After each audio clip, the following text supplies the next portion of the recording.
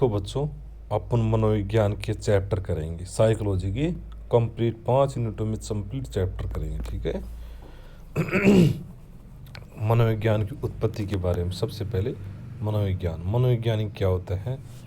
मनोविज्ञान सुकरात के अनुसार यूनानी दार्शनिक 5वीं शताब्दी में आया था। कौन से? सुकरात। इसने कहा था कि मनुष्य को मनुष्य का अध्ययन करना चाहिए। किसने कहा था? सुकरात ने।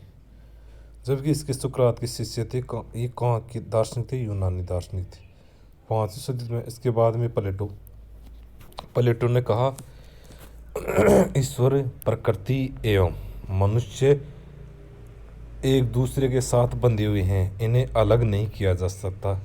क्या नहीं किया? इन्हें अलग नहीं किया जा सकता। ठीक है। इसके बाद अलग नहीं किया था कि इसने कहा अलग नहीं किया जा सकता।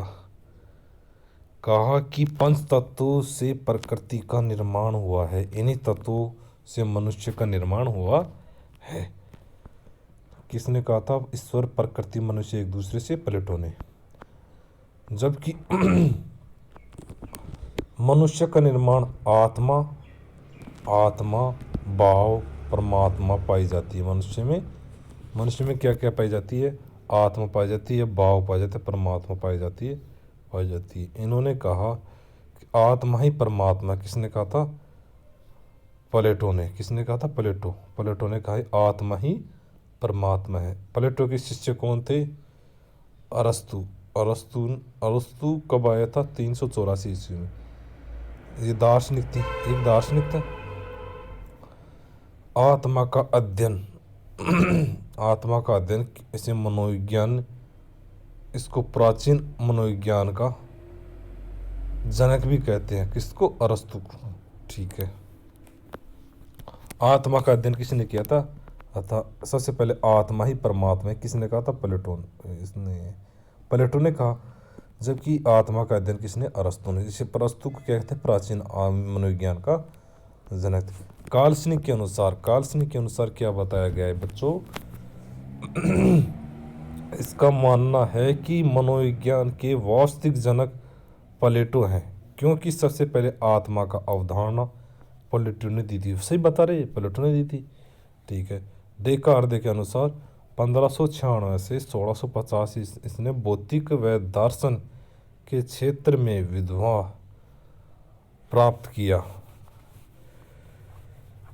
इन्होंने आत्मा का अध्ययन की विषय वस्तु को भौतिक शास्त्र से जोड़ने का प्रयास किया, डेकार्त ने। ठीक है। इसका विरोध किसने किया था? डेकार्त का होब्स, लोक और कांट ने इसका विरोध किया था। आगे देखते हैं। अरस्तु के बाद में कौन आया? अरस्तु आया सबसे पहले। अरस्तु के बाद में कौन आया? इसके बाद में देखते हैं 1590 ईस्वी में या 16वीं शताब्दी में यूनानी दार्शनिक रुडोल्फ गोइकले की पुस्तक साइकोलॉजी कहते हैं आत्मा का अध्ययन। कौन सी भाषा से? यूनानी तथा ग्रीक भाषा से बनकर बना है। अब इनको अलग अलग भागों में अलग अलग तरह बताते हैं। आत्मा का अध्ययन सर्वप्रथम किसने किया था? 34 से 16वीं शताब्दी में। किस करता कौन था? अरस्तु था। एरिस्टोटल। समर्थक कौन कौन थे? प्लेटो था, हिप्पोक्रेट्स था, डेकार्त था, रुडोल्फ गोइकले थे। ठीक है। जबकि मन और मस्तिष्क का अध्ययन पोम्पोनोजी कहाँ का था? इटली का था। इसका समर्थन किसने था? होब्स, कांट, लोक ने किया था। जबकि चेतना का विज्ञान ये किसने बताया? कब बताया? 1870 से 1900 ईस्वी। विलियम जेम्स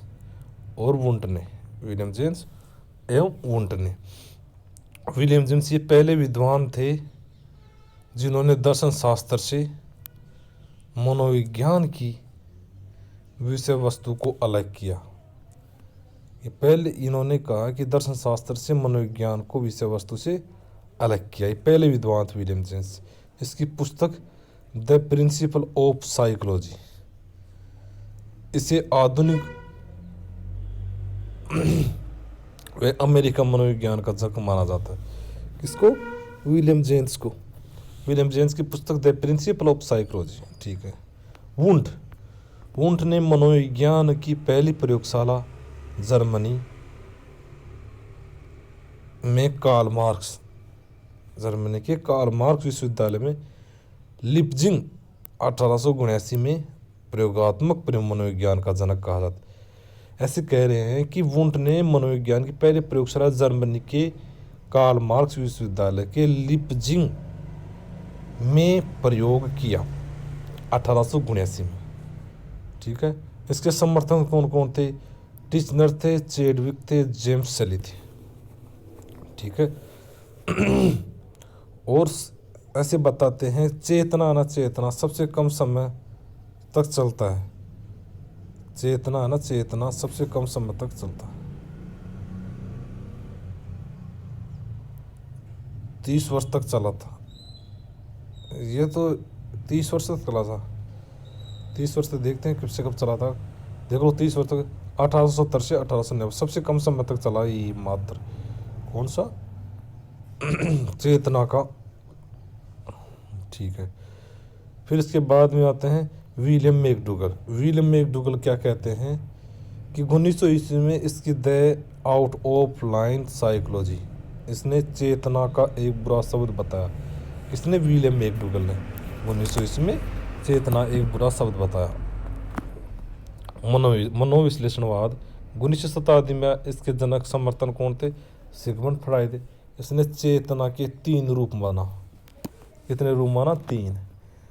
चेतन, अचेतन और अर्धचेतन।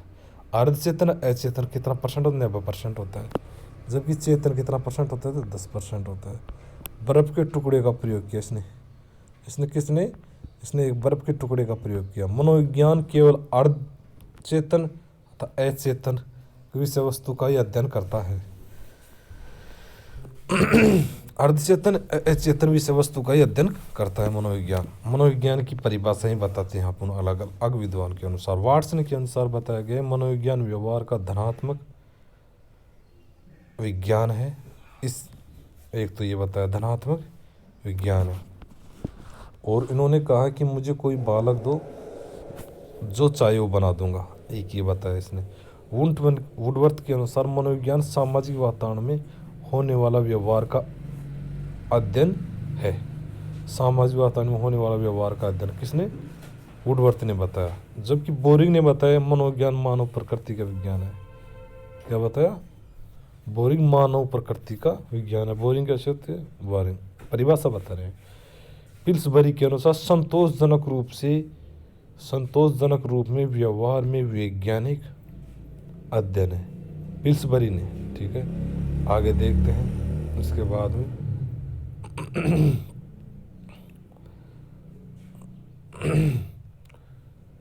मैकडूगल के अनुसार बताया गया है कि मनोविज्ञान आचरण एवं व्यवहार का यथार्थ विज्ञान है। आचरण तथा व्यवहार का यथार्थ विज्ञान है। मर्फी के अनुसार बताया गया है कि मनोविज्ञान जीवित प्राणियों का उनसे सामाजिक वातावरण के साथ होने वाले व्यवहार का अध्ययन है।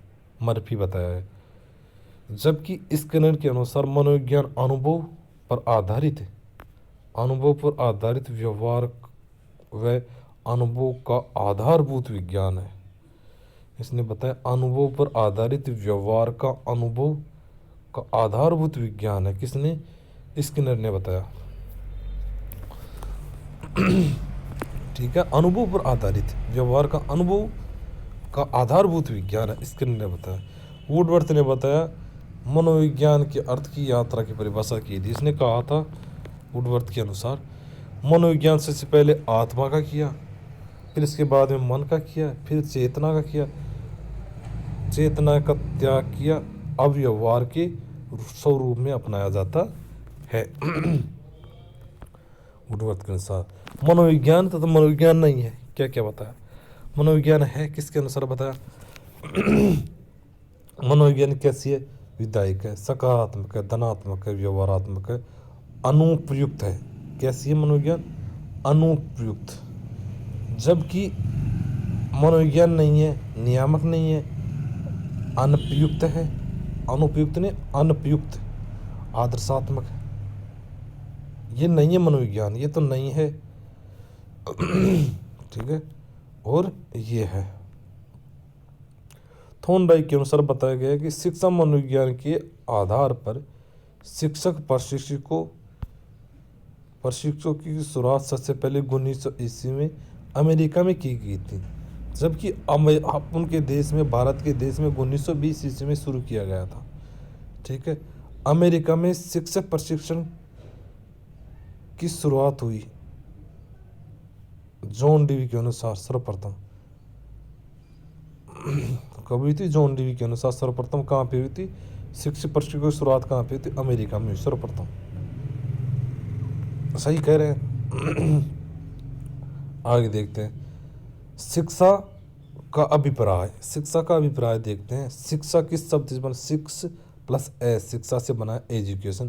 किस भाषा का एजुकेशन? लैटिन भाषा का है। सामान्य अर्थ में सीखने और सिखाने की क्रिया शिक्षा है, जबकि वास्तविक अर्थ प्रकाशित एवं प्रमार्जित करने वाला। संकुचित अर्थ में किसी विद्यालय या महाविद्यालय में पढ़ाना, जबकि व्यापक अर्थ में जीवन पर्यंत प्रत्येक परिस्थिति में सिखाता है।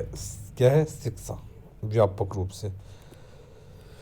शिक्षा की अभिप्राय की परिभाषा देखते हैं बच्चों। प्लेटो के अनुसार बताता है शिक्षा मानव व्यक्ति में शारीरिक, मानसिक और बौद्धिक परिवर्तन करती है। अरस्तु के अनुसार शिक्षा का कार्य स्वस्थ शरीर में स्वस्थ मस्तिष्क का निर्माण करती है। अरस्तु के। जॉन लॉक के अनुसार जिस प्रकार फसल के लिए कृषि होती है, उसी प्रकार मनुष्य के लिए भी शिक्षा होती है। जॉन लॉक के अनुसार बताया गया है। आगे देखते हैं पेस्टोलॉजी के अनुसार बताया गया है कि शिक्षा बालक की आंतरिक जन्मजात अभियोग्यताओं का स्वाभाविक, समरस एवं प्रगतिशील विकास करती है। पेस्टोलॉजी के अनुसार कि आंतरिक जन्मजात अभियोग्यता स्वाभाविक, समरस, प्रगतिशील विकास करती है। कोल्सनिक के अनुसार शिक्षा बालक में शारीरिक, मानसिक विकास करती है। गांधी के अनुसार बताया गया है कि शिक्षा मेरे अभिप्राय मनुष्य के शरीर, आत्मा, मस्तिष्क का सर्वोच्च विकास करती है। जबकि विवेकानंद के अनुसार बताया गया कि शिक्षा बालक में पूर्वनिहित पूर्णता को अभिव्यक्त करती है। फाबेल के अनुसार बताया गया कि शिक्षा बालक की आंतरिक शक्तियों तथा बाह्य शक्तियों का रूप है। फाबेल के अनुसार आंतरिक शक्ति, बाह्य शक्तियों का रूप है। तथा शिक्षा मनोविज्ञान क्या होता है? अर्थ व्यवहार में परिमार्जन करने की वाली प्रक्रिया तथा व्यवहार का अध्ययन तथा व्यवहार में परिमार्जन लाने के लिए व्यवहार का अध्ययन शिक्षा मनोविज्ञान कहते हैं। शिक्षा मनोविज्ञान नियामक तथा विधायक दोनों होते हैं। कैसे होते हैं? नियामक और विधायक दोनों होते हैं। परिभाषा काल्सनिक के अनुसार व्यवहार किससे? शिक्षा मनोविज्ञान की परिभाषा काल्सनिक के अनुसार बताते हैं शिक्षा मनोविज्ञान के प्रयोगों, सिद्धांतों का शिक्षा में अनुप्रयोग है। स्टीफन के अनुसार शिक्षा मनोविज्ञान बालक के शैक्षिक क्रमबद्ध विकास का अध्ययन है। स्किनर के अनुसार शिक्षा मनोविज्ञान वह शाखा है जो प्रशिक्षण अधिगम से संबंधित है। क्रो के अनुसार शिक्षा मनोविज्ञान व्यक्ति के जन्म से लेकर वृद्धावस्था तक के अनुभवों का वर्णन है। शिक्षा मनोविज्ञान का इतिहास बताते हैं। क्या बताते हैं? देखते हैं। शिक्षा मनोविज्ञान के इतिहास के बारे में बताते हैं कि इसका शिक्षा मनोविज्ञान का जनक किसे कहते हैं? थॉर्नडाइक को कहते हैं, अमेरिका विद्वान, जिन्होंने 1890 से 1900 ईस्वी के बीच प्रयास किया था। तब 1900 में जन्म हुआ तब शिक्षा विज्ञान का कहा था। थॉर्नडाइक रूसो की पुस्तक ईमेल से प्रभावित थे, जिसमें रूसो का विचार था कि बालक एक पुस्तक के समान है, शिक्षक को उसे अधोपरांत पढ़ाना चाहिए। ठीक है। 7वीं शताब्दी में कॉमन सेन कोमेनियन नामक विद्वान ने प्रयास किया था सबसे पहले शिक्षा मनोविज्ञान के बारे में। अतः नोट, रूसो को शिक्षा मनोविज्ञान का दृष्टिकोण लाने का श्रेय जाता है। रूसो को मनोविज्ञान को शिक्षा में मनोविज्ञान को लाने का श्रेय जाता है। इससे मन बाह्य और आंतरिक होता है, शुरू से अंत तक। अदो मतलब शुरू से अंत तक। ठीक है, आगे देखते हैं। विज्ञान की उत्पत्ति के बारे में कंप्लीट यूनिट हो चुकी है। अब करेंगे अपन समायोजन। समायोजन रेस्ट में मतलब अपन समायोजन करेंगे। जिस भी वातावरण में रहेंगे ना, उसमें रहकर किस तरह अपन समायोजन कर सकते हैं, उस तरह अपन करेंगे बच्चों। ठीक है, सामाजिक वातावरण के साथ तालमेल बना लेना ही समायोजन कहते हैं। जैसे कहीं पे भी रह रहे हो आप, जैसे दूसरी जगह है, तो उसके वातावरण के अनुसार तालमेल बना लेना समायोजन होता है। बोरिंग एंड लेगफील्ड वेल्स के अनुसार दैनिक जीवन में व्यक्ति अपनी आवश्यकता की पूर्ति की मांग आने वाली बाधाओं के साथ सामंजस्य कर लेता है। उसे क्या कहते हैं? समायोजन कहते हैं। स्किनर के अनुसार बताया गया समायोजन एक अधिगम प्रक्रिया है। कैसी प्रक्रिया? एक अधिगम प्रक्रिया है। गेट्स इन साथियों के अनुसार बताया गया है कि समायोजन जीवन पर्यंत सतत चलने वाली प्रक्रिया है, जिसके द्वारा व्यक्ति परिस्थितियों के साथ अनुकूलन करता है। निम्न समायोजन करना पड़ता है। कौन कौन से समायोजन करना पड़ता है? तनाव, टेंशन होते हैं जब व्यक्ति वातावरण समय की मांग के अनुरूप जब व्यक्ति व्यवहार या कार्य नहीं कर पाता है तो उसे तनाव का शिकार होता है, टेंशन होती है। ठीक है, क्या कह रहा है? तनाव, टेंशन का मतलब क्या होता है? जब व्यक्ति वातावरण समय की मांग के अनुरूप जब व्यक्ति व्यवहार या कार्य नहीं कर पाता है तो तनाव का शिकार हो जाता है। ठीक है, दबाव में क्या होता है? टेंशन, स्ट्रेस में जब दबाव प्रतियोगिता के कारण व्यक्ति अपने आत्मसम्मान के लिए दबाव महसूस करता है, उसे स्ट्रेस कहते हैं। अतः अंतिम अवसर में व्यक्ति को सफलता की आवश्यकता होती है तो व्यक्ति अपने ऊपर दबाव का अनुभव करता है। स्ट्रेस क्या कह रहा है? ये बता रहा है अंतिम अवसर की व्यक्ति को सफलता की आवश्यकता होती है तो व्यक्ति अपने ऊपर दबाव का महसूस करता है। सही कह रहे हैं कि दबाव प्रतियोगिता के कारण व्यक्ति अपने आत्मसम्मान के दबाव के लिए महसूस करता है। ये दबाव हो गया। फिर दुश्चिंताएं, जब बालक की अचेतन मन की दमित इच्छाओं वास्तविक व्यवहार में आना शुरू कर देती हैं तो उसे दुश्चिंताएं कहती हैं।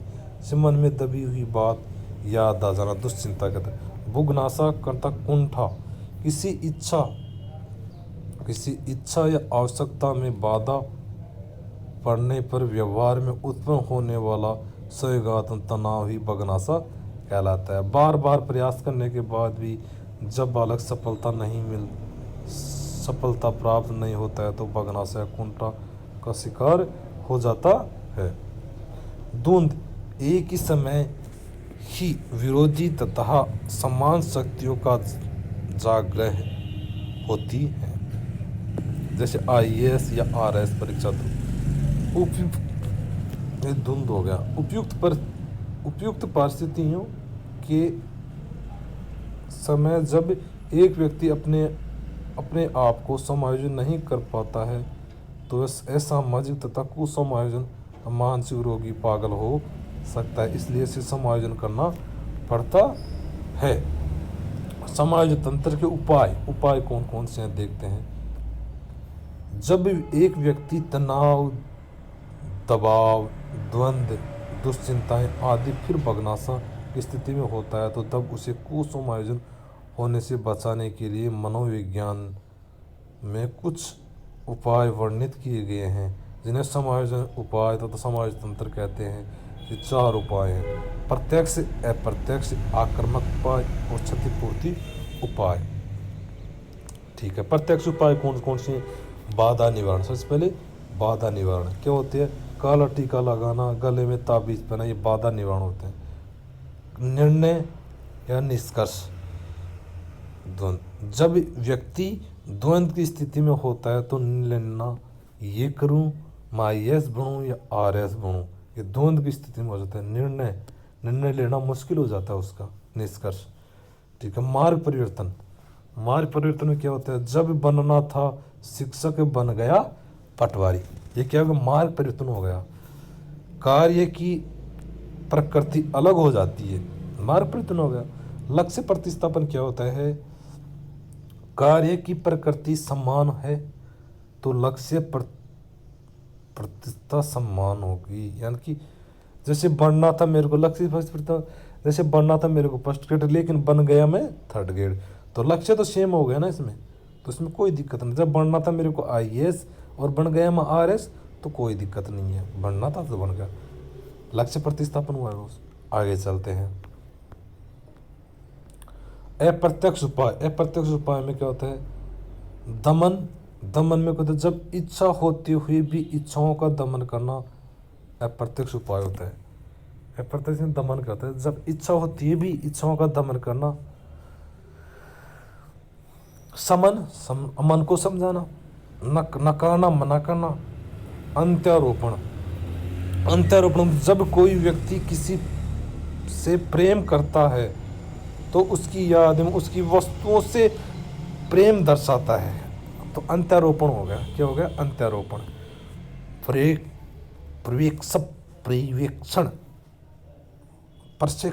प्रक्षेपण, मतलब अपनी गलती दूसरे पर थोपना, प्रक्षेपण हो गया।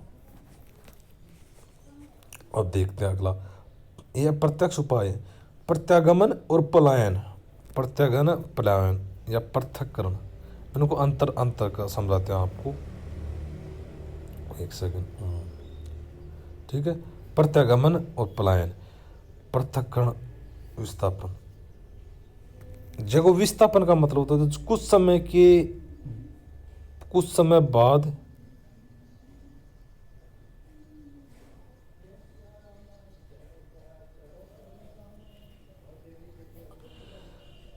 विस्थापन, कुछ समय बाद दूर चला जाना कर देते हैं, कुछ समय बाद आ जाते हैं, कुछ समय के लिए अलग होना, या तो क्या होगा? पृथक्करण हो गया।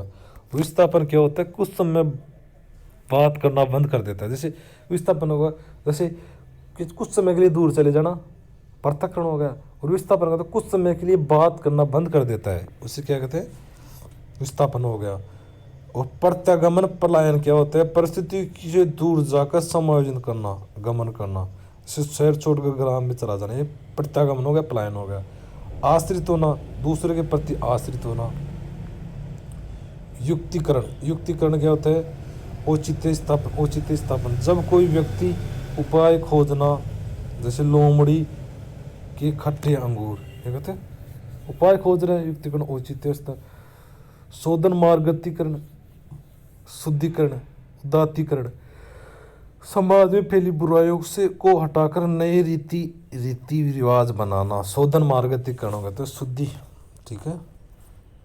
प्रतिक्रिया निर्माण, मनोरचना, बनावटी रूप से मन की रचना बनाना, बनावटी रूप से मन की रचना बनाना तथा दिखावटी। प्रतिगमन, प्रत्यावर्तन, जब एक व्यक्ति किसी वर्तमान परिस्थिति को बुलाकर अपने भूतकाल में चला जाना, प्रत्यगमन हो गया, ठीक है। आगे चलते हैं।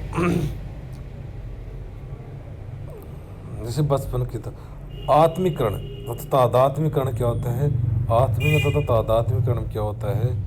एक व्यक्ति अपने आप में दूसरों की व्यक्ति को जोड़कर बताना, जैसे कहते हैं 10वीं फेल व्यक्ति सचिन